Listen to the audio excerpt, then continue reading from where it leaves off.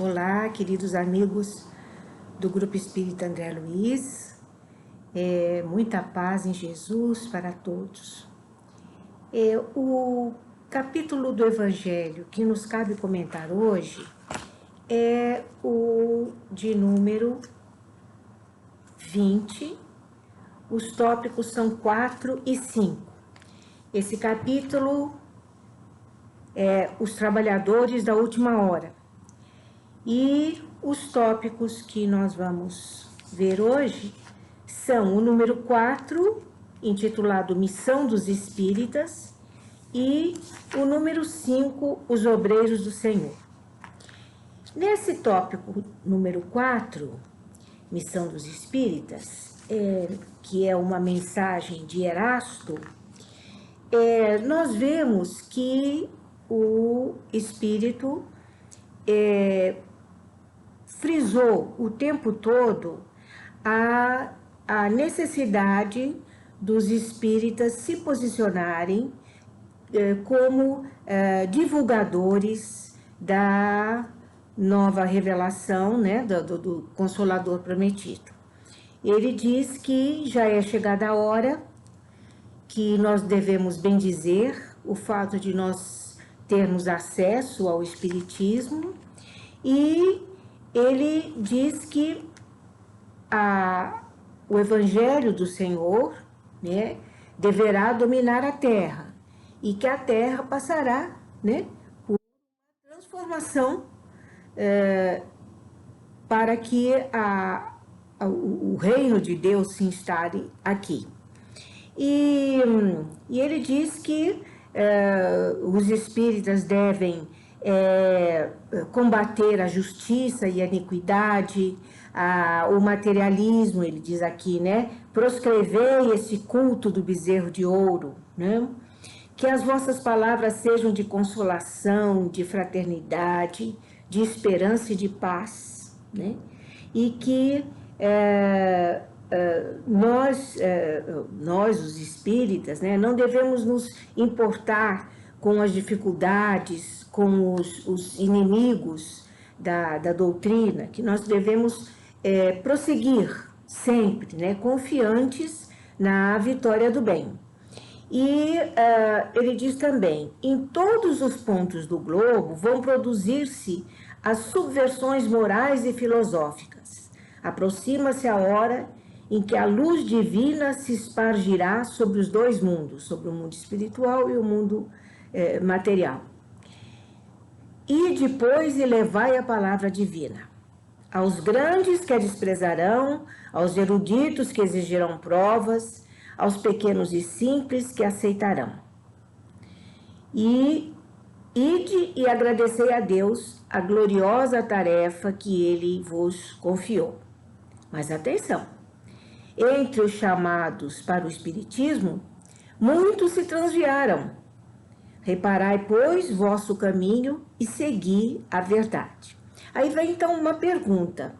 Se entre os chamados para o Espiritismo, muitos se transviaram, quais os sinais pelos quais reconheceremos os que se acham no bom caminho? E a resposta: reconhecê-los-eis pelos princípios da verdadeira caridade que eles ensinarão e praticarão. Reconhecê-los-eis pelo número de aflitos a que levem consolo. Reconhecê-los-eis pelo seu amor ao próximo, pela sua abnegação, pelo seu desinteresse pessoal. Reconhecê-los-eis, finalmente, pelo triunfo de seus princípios, porque Deus quer o triunfo de sua lei. Os que seguem sua lei, esses são os escolhidos, e ele lhes dará a vitória. Mas ele destruirá aqueles que falseiam o espírito dessa lei e fazem dela degrau para contentar sua vaidade e sua ambição. Então, essa mensagem é de 1863.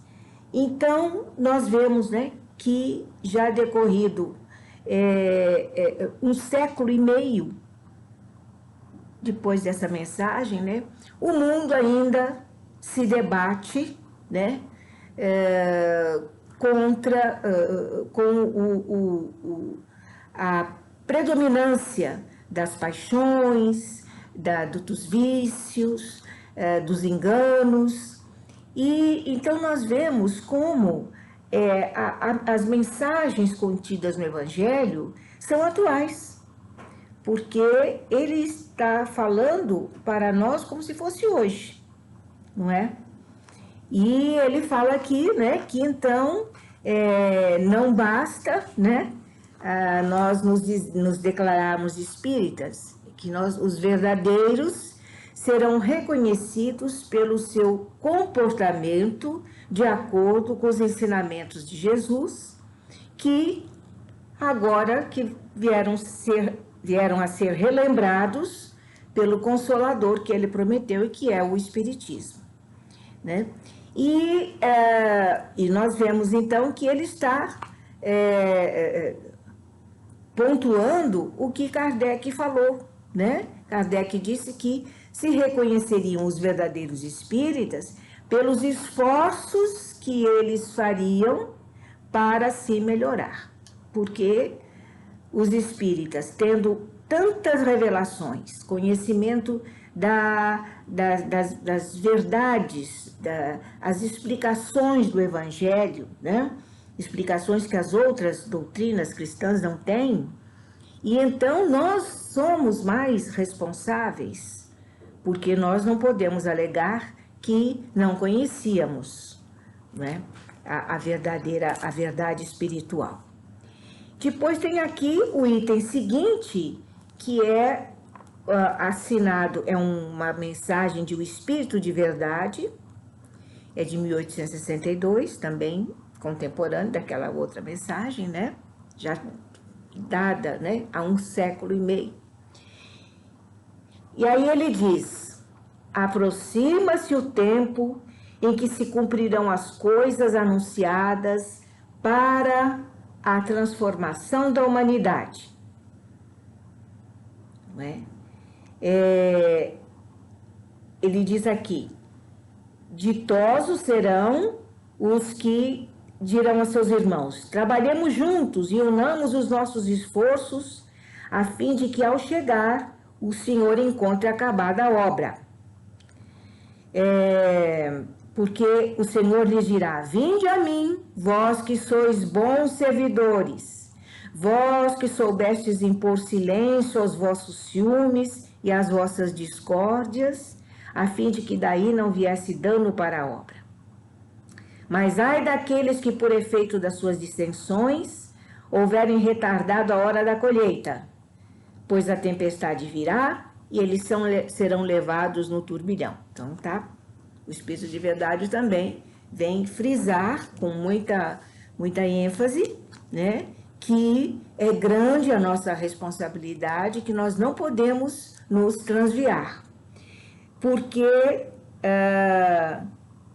estes que se transviarem e clamarem por graça, o Senhor lhes dirá: como implorais graças, vós que não tivestes piedade dos vossos irmãos e que vos negastes a estender-lhes as mãos, que esmagastes o fraco em vez de o amparartes? Como suplicais graças, vós que buscastes a vossa recompensa nos gozos da terra e na satisfação do vosso orgulho? Já recebestes a vossa recompensa, tal qual a quisestes. Nada mais vos cabe pedir. As recompensas celestes são para os que não tenham buscado as recompensas da terra. Deus procede neste momento ao censo dos seus servidores fiéis. Veja bem, 1 século e meio de neste momento. E o momento é agora, porque as grandes transformações, né, os grandes sofrimentos previstos no Evangelho, que Jesus falou, tanto no Evangelho de João como no Evangelho de Mateus, né, que quando chegasse a hora, haveria grande sofrimento, não é? E então seria separado o joio do trigo, né?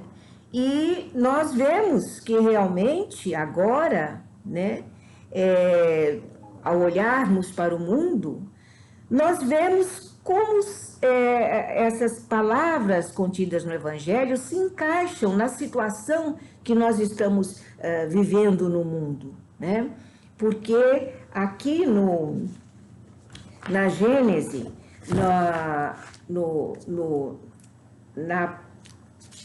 no capítulo sobre o final dos tempos, né? Aqui então diz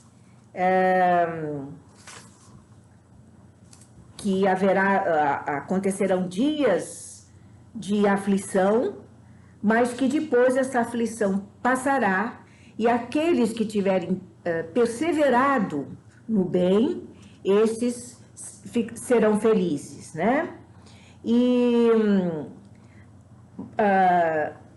E que seria tão grande a abominação que a caridade dos bons esfriaria.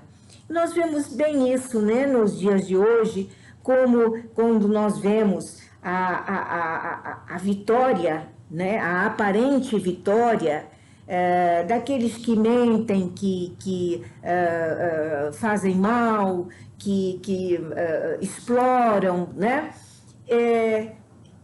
Nós vemos o aparente triunfo desses equivocados, né? Que muitas vezes a nossa fé fraqueja e nós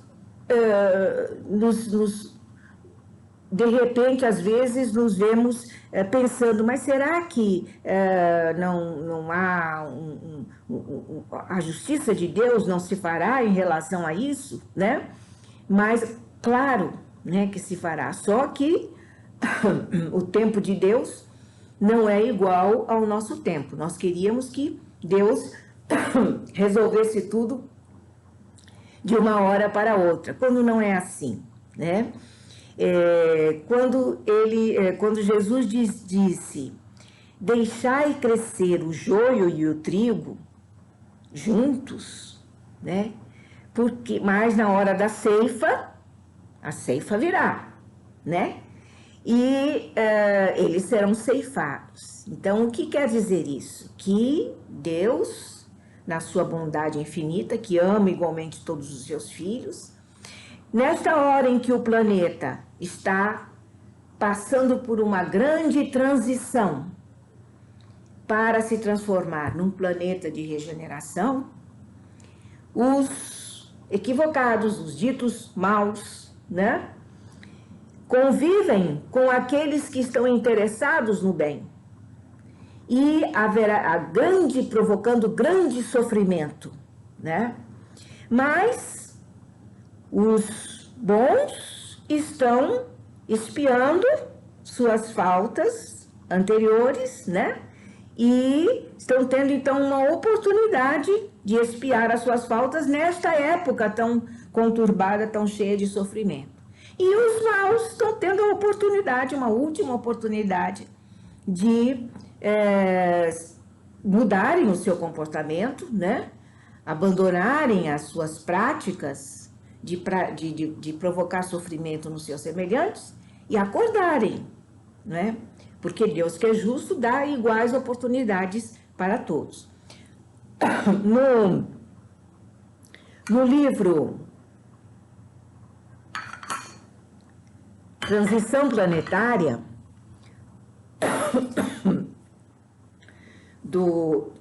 psicografado por Divaldo Pereira Franco e editado pelo espírito Manuel Filomeno de Miranda, na introdução do livro, primeiro há uma transcrição do capítulo A Geração Nova, que está na Gênese, de Allan Kardec, é o capítulo 18 da Gênese, em que Kardec diz o seguinte: para que na Terra sejam felizes os homens, preciso é que somente a povoem espíritos bons, encarnados e desencarnados, que somente ao bem se dediquem. Havendo chegado o tempo, grande emigração se verifica dos que a habitam. há dos que praticam o mal pelo mal, ainda não tocados pelo sentimento do bem, os quais, já não sendo dignos do planeta transformado, serão excluídos, porque senão lhe ocasionariam de novo perturbação e confusão e constituiriam um obstáculo ao progresso. Substituí-los-ão espíritos melhores, que farão reinem em seu seio a justiça, a paz e a fraternidade. A época atual é de transição. Olha aqui Kardec falando lá atrás, no século XIX, né? A época atual é de transição. Confundem-se os elementos das duas gerações. Colocados no ponto intermédio, assistimos à partida de uma e à chegada da outra, já se assinalando cada uma no mundo pelos caracteres que lhes são peculiares. Então, realmente, é isso que nós vemos no mundo de hoje, porque Kardec diz na Gênese que essa transformação, essa modificação da humanidade, né, para que aqui só fiquem espíritos interessados no bem, não espíritos puros, mas espíritos já interessados em praticar o bem, essa transformação seria paulatina, né? Iriam partindo os maus e os que viriam seriam espíritos já de outro patamar evolutivo. E sobre esses paradoxos da vida moderna, na introdução aqui, Manuel de Miranda faz recorda, né, todo o caminho evolutivo da humanidade, né, de nós, espíritos que encarnamos aqui na Terra, e que viemos lá desde a animalidade até hoje, né, caindo e levantando, errando e acertando, e assim progredindo, desenvolvendo a nossa inteligência e a nossa moralidade, a nossa espiritualidade. E como acontece com todos os mundos, né, com todas as pessoas, como é lei de Deus a evolução, não só os espíritos evoluem, mas também os mundos. Porque como os mundos são povoados pelos espíritos encarnados, neles encarnados, né, esses mundos terão as características desses espíritos que estarão ali. E que, então, quando há um grande progresso intelectual, mas não seguido pelo progresso moral, há, então, esta ceifa, não é? Esta transformação, e é a hora H, não é? É a hora de nós acordarmos, que não dá mais tempo para nos enganarmos, né? Para nos distrairmos. Então, ele diz aqui, observam-se a miúde, ele falando sobre os paradoxos da vida no globo terrestre. Essa introdução, o livro é de 2010, né? Então, veja o que ele fala. Predominam desse modo... Não, aqui. Observam-se a miúde os pródromos dos sentimentos bons. Quando alguém é vítima de uma circunstância aziaga, movimentando grupos de socorro, ao tempo que outras criaturas se transformam em seres bomba, assassinando fanática e covardemente outros que nada têm a ver com as tragédias que pretendem remediar por meios mais funestos e inadequados do que aquelas que pretendem combater. Então ele diz aqui, ao mesmo tempo, no mundo convivem já aqueles que têm sentimentos bons, que correm para ajudar aqueles que foram vítimas de catástrofes, de sofrimentos, ao mesmo tempo em que existem, então, homens-bomba, né, que pretendem modificar uma situação que eles acham que não é boa para eles, através da violência extrema, né, matando os seus semelhantes. Já existem movimentos de proteção aos animais, né? Movimentos de proteção aos animais sensibilizam muitos segmentos da sociedade.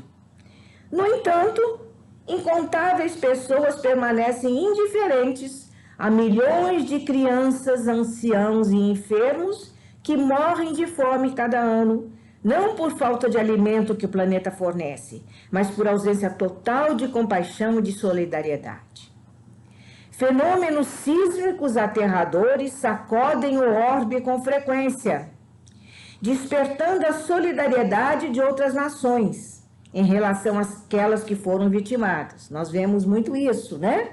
Em todas as catástrofes, uma mobilização, né?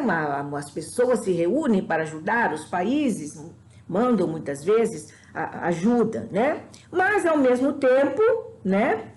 Enquanto, simultaneamente, armas ditas inteligentes ceifam outras centenas e milhares de vidas a serviço da guerra, ou de revoluções intermináveis, ou de crimes trabalhados por organizações dedicadas ao mal.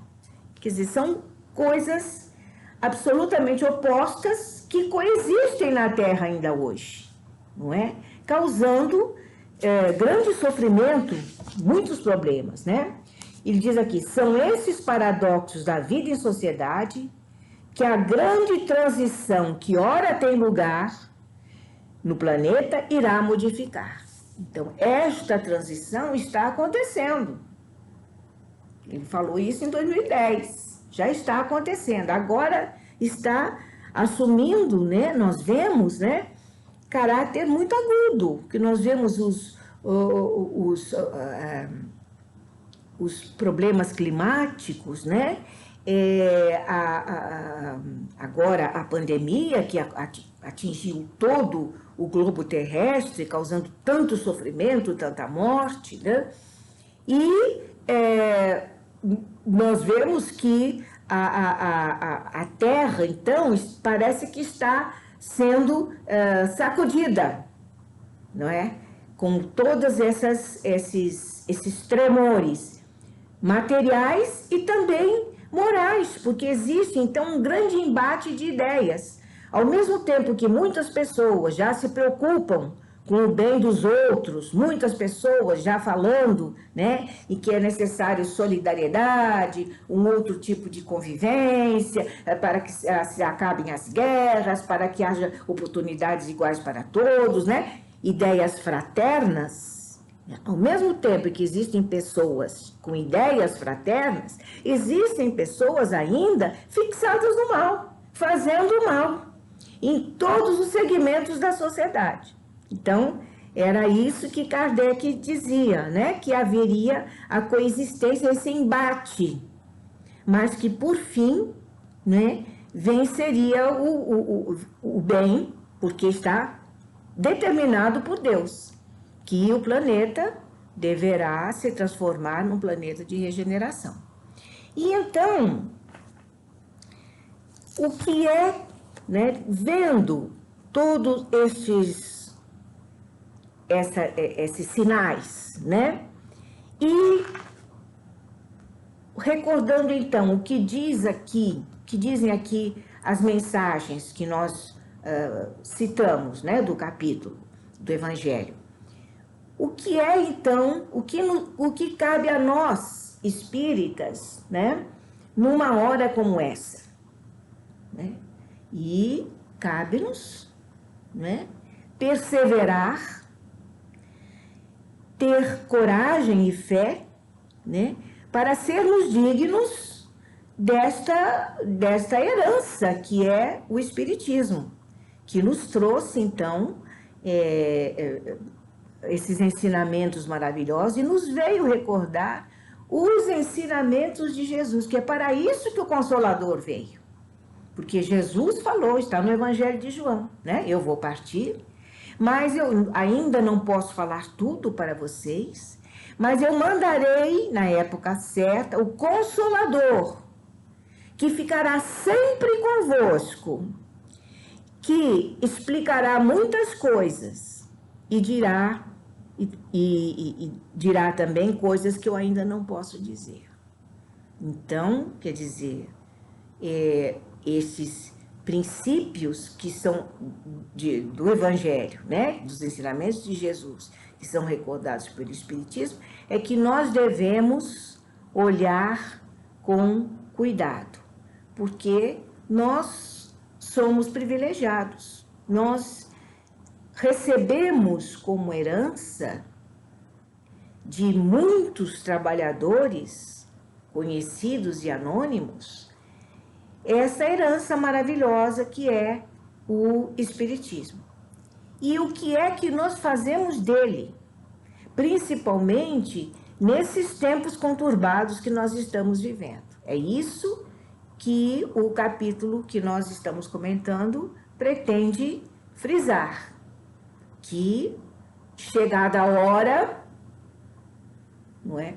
Nós precisamos nos posicionar, nos posicionar de verdade, não é? E nós precisamos não só falar sobre o Espiritismo, declarar que nós somos espíritas, frequentar casas espíritas, ler livros espíritas, ouvir palestras espíritas, participar de trabalhos mediúnicos, participar de obras sociais, mas também, aliada a tudo isso, nós precisamos trabalhar os nossos sentimentos, porque nos nossos sentimentos precisam ser coerentes com o que nós falamos, né? Porque senão, como diz Paulo na sua carta aos Coríntios, né, nós seremos como sinos que retilem, mas não produzem nenhum efeito, né? E nós, ao refletirmos sobre a nossa grande responsabilidade, nós precisamos pensar, né, procurar conhecer aqueles grandes espíritas que nos precederam, né? Claro, existem os contemporâneos que nós admiramos, né, Divaldo, né, e outros palestrantes espíritas e espíritas que estão aí divulgando o espiritismo, fazendo obras sociais de benemerência fantásticas, mas eu me lembrei de pesquisar um pouco sobre a vida dos pioneiros do espiritismo no Brasil. Porque hoje nós temos as nossas casas espíritas, né? Os livros espíritas, a FEB solidificada, né? A editora da FEB, né? Publicando livros maravilhosos. E não somos perseguidos, não é? O espiritismo é aceito e até respeitado, mas no começo não foi assim.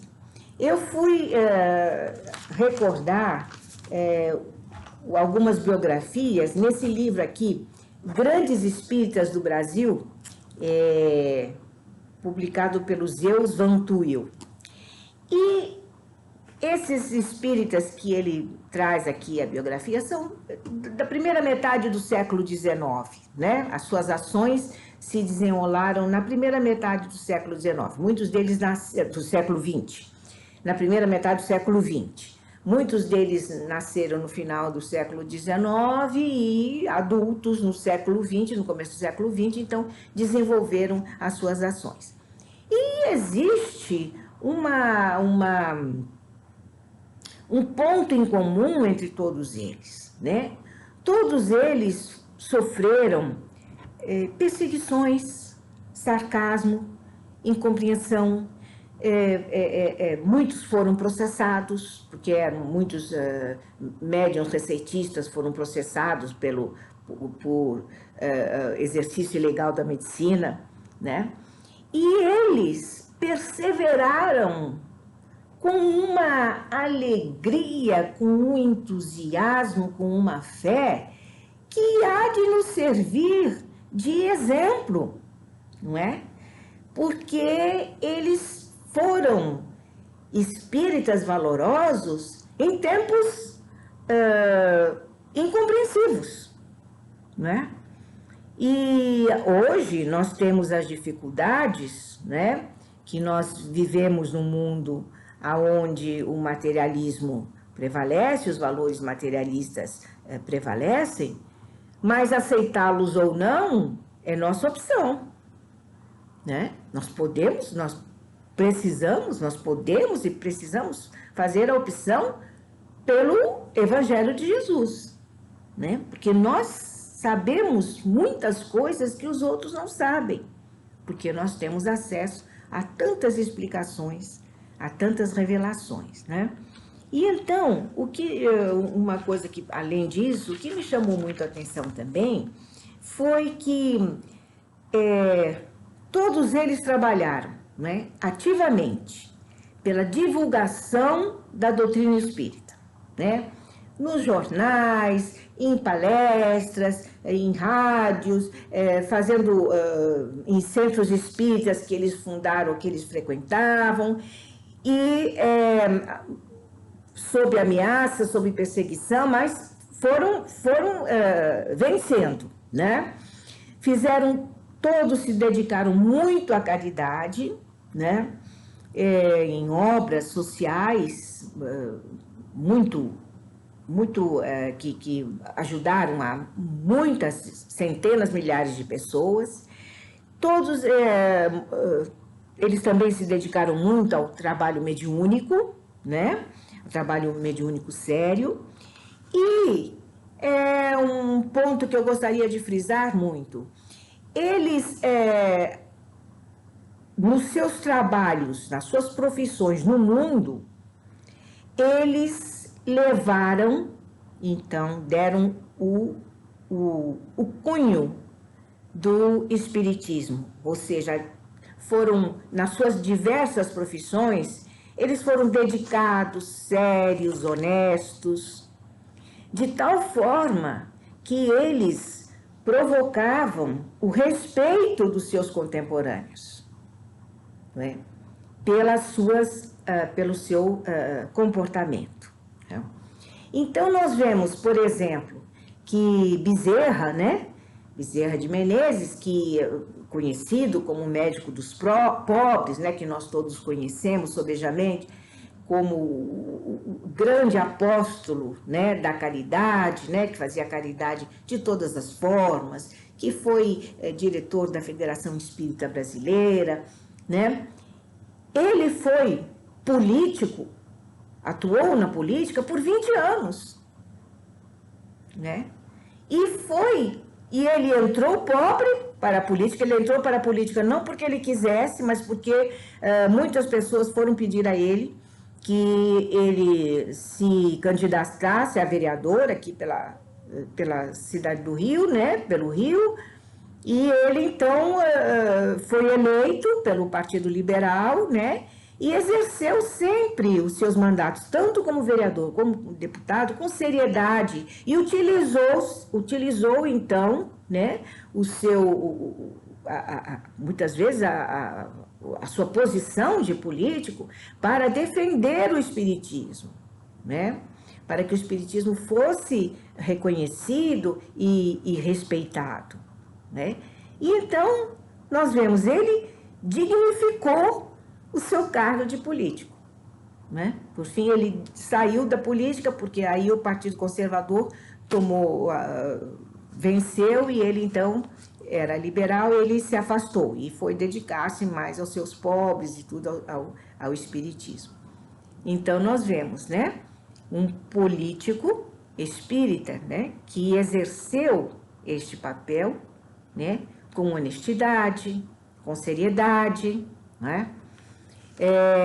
Depois também, um outro espírita, que é muito interessante a biografia dele, que foi Guion Ribeiro, né, que é o tradutor das obras de Kardec, da codificação, né, das 5 obras básicas da codificação, mas não só das obras da codificação, tradutor de muitos livros espíritas e espiritualistas, né?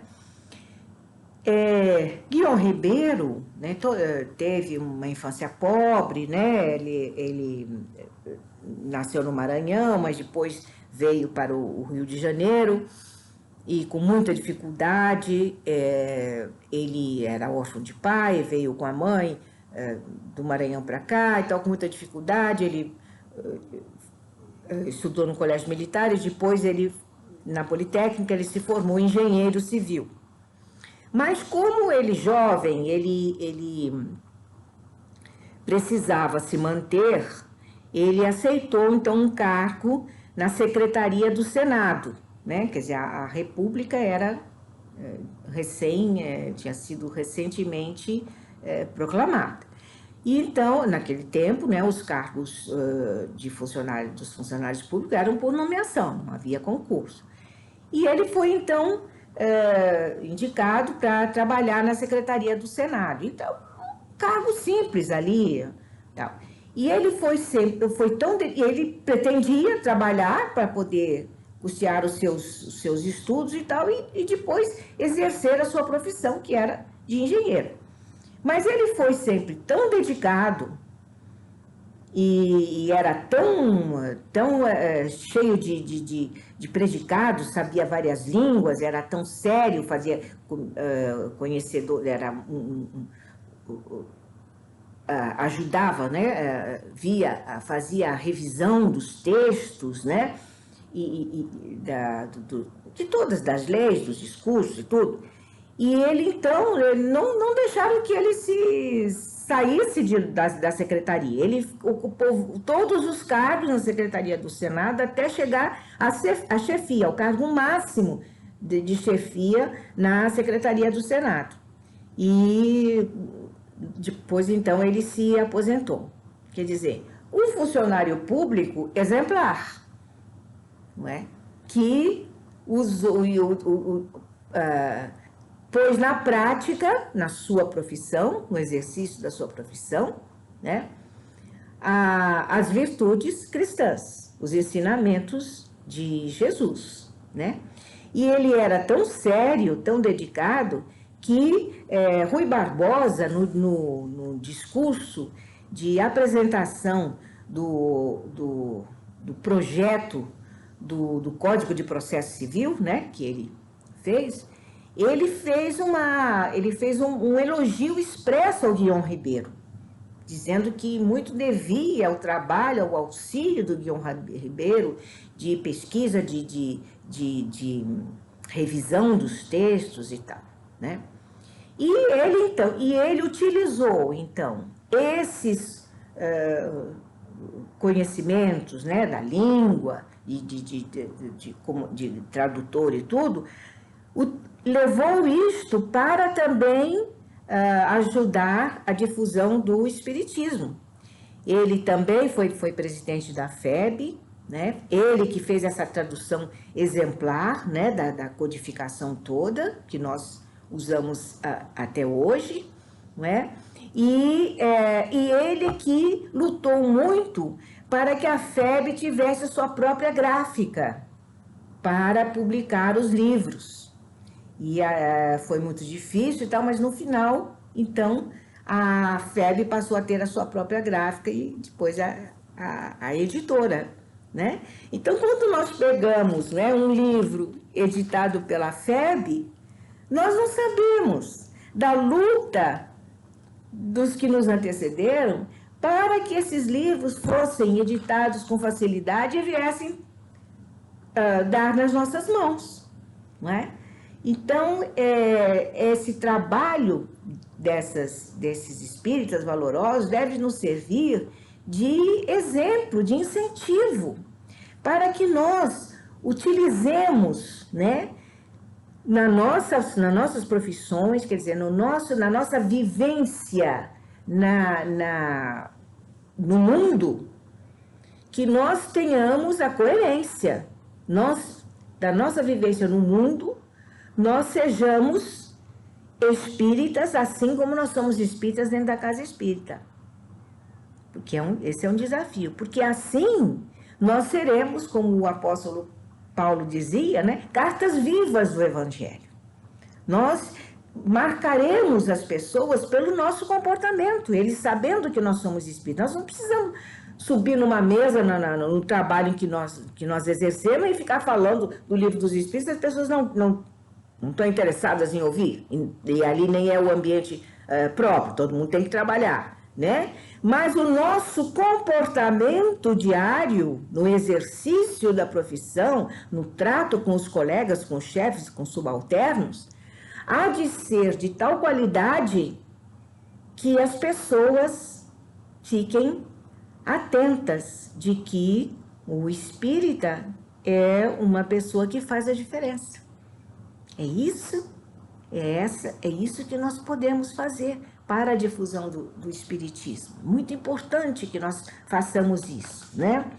E nós vemos também que um outro espírita que foi também político foi o Cair Barchutel. O Cair Barchutel nasceu no Rio de Janeiro, ficou órfão, foi criado pelo avô, que era um homem abastado, e ele poderia ter tido uma vida tranquila aqui no Rio. Ele logo se formou como prático de farmácia, mas ele não quis ficar no Rio, ele foi para o interior de São Paulo, né? Para um vilarejo chamado Matão, que hoje é uma cidade de Matão, muito próspera, e ele então se estabeleceu lá, tinha uma farmácia, né? Depois ele foi prefeito de Matão. Como prefeito de Matão, ele fez inúmeras obras para a cidade, né? E fundou, ao se tornar espírita, né? Ele fundou um centro espírita, que existe até hoje, fundou a revista O Clarim, que existe até hoje, né? E foi um exemplo de caridade, de amor, de luta pelo espiritismo, né? Na casa dele, as pessoas necessitadas iam para a casa dele pedir coisas e sempre saíam, né? Saíam com remédios que ele aviava que eram aviados lá ali na farmácia, remédios, alimentos, roupas, lenha, porque naquele tempo usava-se, né, os fogões a lenha, né? Ele recolhia na sua casa perturbados mentais, muitos eram obsidiados e tal, ele recolhia na sua casa, né? E então, e ele sempre defendendo o espiritismo e falando sobre o espiritismo, escrevendo no jornal sobre o espiritismo, né? E existe uma passagem muito interessante que o pároco da cidade implicava loucamente com ele, né? Então começou a fazer uma campanha contra ele, dizendo aos paroquianos que o espiritismo era coisa do demônio, que as pessoas não fossem ao centro espírita dirigido pelo Caíba e que eles também não comprassem nada na farmácia dele. Quer dizer, ele queria boicotar o ganha-pão dele, né? Então foi de tal monta essa perseguição que o Caíba resolveu ir na praça da cidade para falar ao povo e explicar o que era o espiritismo, né? Que não era nada daquilo, né? Mas no dia previsto para ele falar, o padre chamou várias pessoas e tal para fazerem tumulto para evitar que ele falasse, né? Mas como Deus é pai, né? Essas pessoas foram fazendo tumulto, andando pela rua e tal, e passaram na frente da casa de um advogado cuja mulher estava muito doente. E ela ficou muito incomodada com aquele barulho todo. E ele, então, o advogado, ficou muito irritado e foi lá na praça pública, onde estava Caíba, tentando falar para o povo, e falou que aquela perseguição era inconstitucional, né? Que o Caíba tinha direito, sim, de expor as suas ideias, né? E que mesmo que as pessoas não acreditassem, que teriam que aceitar que ele falasse, né? Aí foi o tumulto cessou e Caíba pôde falar e tal. O padre, então, foi derrotado nessa sua grande guerra contra o Caíba e foi depois transferido para uma outra cidade. Mas aconteceu o seguinte, antes do padre ser transferido, ele foi falar com Caíba e disse o seguinte, olha só, nós pensamos diferentes, nós temos crenças diferentes, mas uma coisa eu admito, o senhor é um homem de bem. E Caíba abraçou o padre, né? E eles se despediram amigavelmente. O padre ainda deixou uma Bíblia de presente para o Caíba. Quer dizer, o Caíba, inclusive, superou aquilo, a perseguição e tal. Então, são exemplos para nós, né? De perdão, né? De compreensão, né? Ele compreendeu, né? Que o outro, o padre, tinha lá a sua maneira de pensar, os seus atavismos, as suas ideias cristalizadas, né? E não aceitava, não podia aceitar a doutrina espírita. Mas como ele era íntegro, ele se impôs pela sua integridade e pelo real exercício da caridade, né? O mesmo aconteceu com Eurípides Barçanufo, né, chamado apóstolo do Triângulo Mineiro, né, da cidade de Sacramento, que também foi sempre um exemplo, né, foi professor lá em Sacramento, fundou um colégio chamado Colégio Allan Kardec, que ele, baseado nos princípios espíritas, né, e também um grande médium, um grande trabalhador pelo espiritismo. E Eurípides foi também vereador em Sacramento durante 6 anos. E enquanto ele foi vereador, ele conseguiu que fosse instalada luz, bondes elétricos, água encanada e um cemitério público na cidade. Quer dizer, ele realmente trabalhou pelo povo, né? Também dignificou o cargo de político, como dignificou o cargo de professor, né? É isso, então, que nos faz admirar essas figuras, né? O mesmo se diga de Aristides Spínola, né? Que era advogado e que advogado conhecido aqui no Rio e tudo, e ele era espírita, convicto, e ele não hesitava em defender os pobres, os necessitados e os espíritas, que naquela época eram processados e perseguidos na justiça. Ele, inclusive, foi quem defendeu Inácio Bittencourt, que era da Federação Espírita Brasileira e que havia sido também processado por exercício ilegal da medicina e tal. Ele defendeu publicamente, quer dizer, não teve receio de se posicionar, mesmo sendo um advogado conhecido, né? Então, há uma coerência dessas figuras, né? Praticando na vida social os ensinamentos esposados no particular, né? E para terminar, né, eu gostaria de lembrar também uma outra figura muito interessante, porque esse livro dá vontade da gente falar de todos eles, porque a vida deles todos foi uma coisa maravilhosa, né? Um rol de exemplos maravilhosos a serem seguidos. Mas essa figura foi o Dr. Militão Pacheco, que foi um famoso médico homeopata de São Paulo, e que também espírita e tal, e que ao morrer ele foi homenageado pela escritora Diná Silveira de Queiroz, uma escritora paulista muito conhecida, né, que escreveu um artigo maravilhoso sobre ele e que elucida bem, esclarece bem o papel maravilhoso que um espírita sincero, né, pode exercer na sociedade. Essa crônica chama-se Um Santo que Eu Conheci.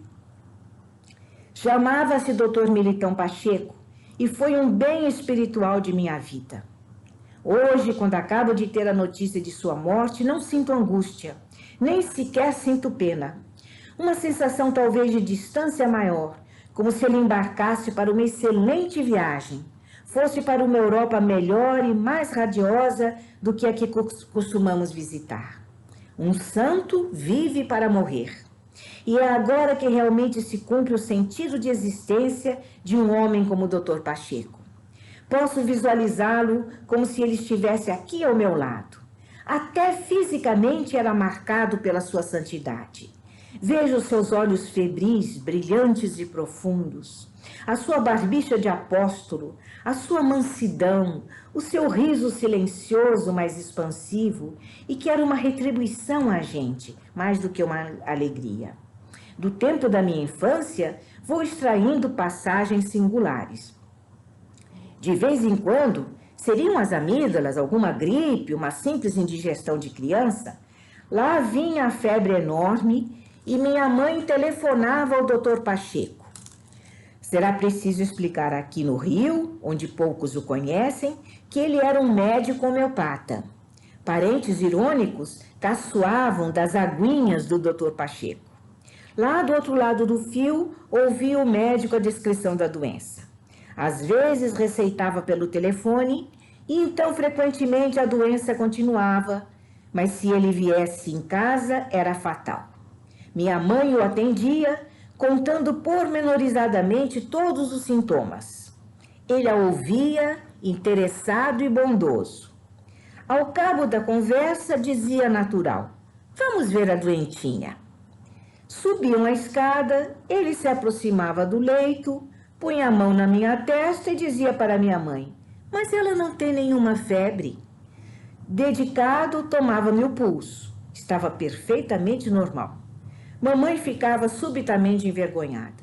"Doutor Pacheco, eu lhe posso assegurar que não exagerei nada." O médico debruçava-se e me examinava com todo o cuidado. "Se esteve doente, já está boa." Esse estranhíssimo fato não se passava apenas comigo, mas com muita gente. A presença do Dr. Pacheco dentro de casa curava instantaneamente a doença.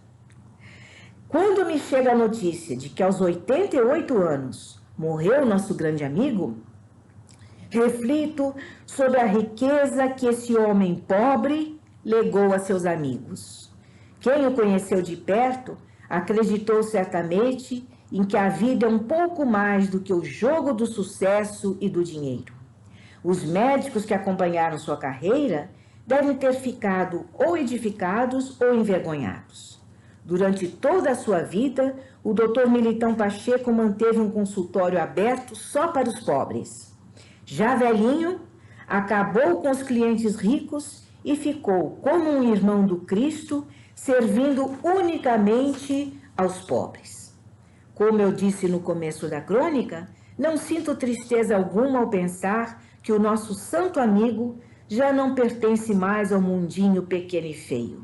Sua aurora começou. Então, nessa crônica, nós vemos, né, o carinho da escritora pelo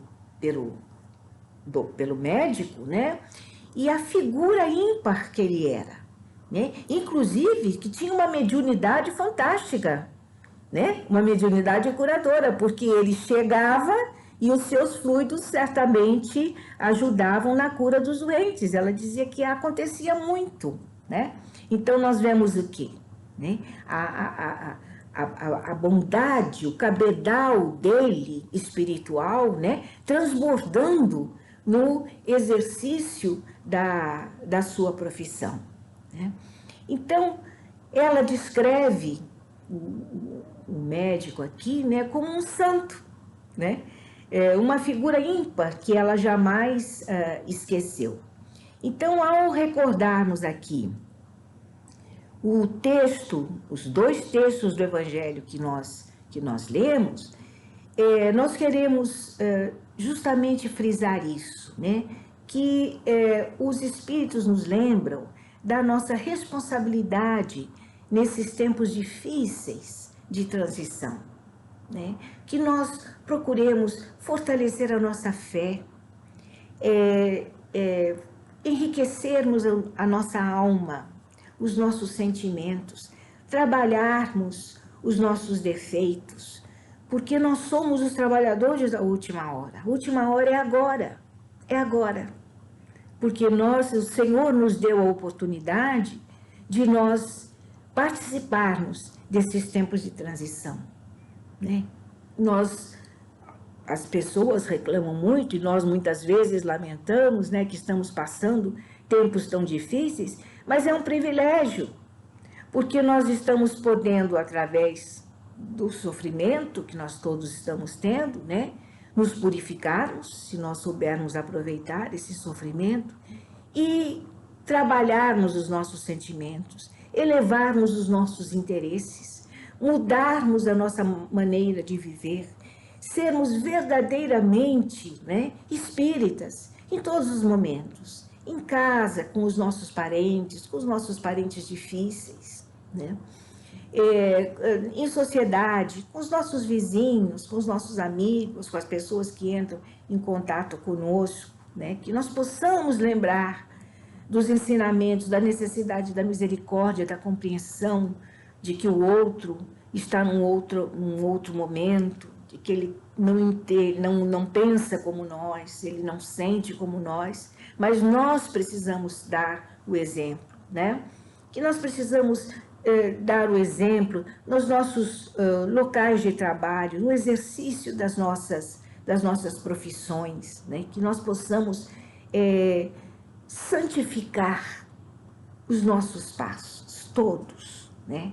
Que nós todos possamos ser como esses espíritas que são descritos aqui. Todos eles são descritos como estrelas cadentes, estrelas que vieram, que pousaram na Terra e que fizeram uma trajetória de luz e que voltaram para o plano espiritual.